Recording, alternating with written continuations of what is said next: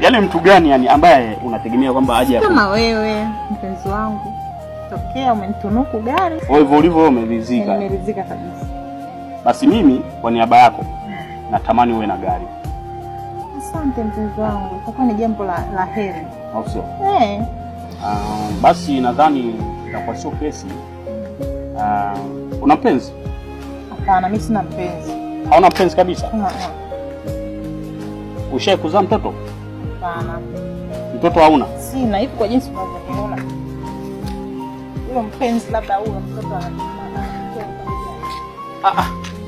wewe mtoto hauna kabisa? Sina. Na wala mpenzi hauna? Sina mpenzi. Basi wewe ni wa kwangu. Napenda sana. Bila shaka wewe katika maisha yangu nahisi utakuwa umenifaa. Yaani kama hauna mpenzi na hauna mtoto, basi nitakuwa nimesubiri nini sasa? Ndio hapo. Hebu ngoja nifanye kitu kimoja. Hivi jioni hivi ninapozungumza na wewe nikitoka tu hapa sawa?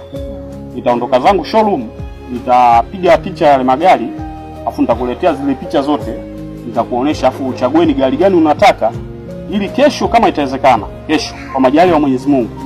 Twende showroom ukachague gari, mimi nilipie pale tutoke na gari yako. Uanze kumiliki gari na wewe ya kwako. Asante mpenzi wangu. Mama. Ni mamako. Baba kanituma tangu asubuhi alivyoondoka kazini hajampikia chakula.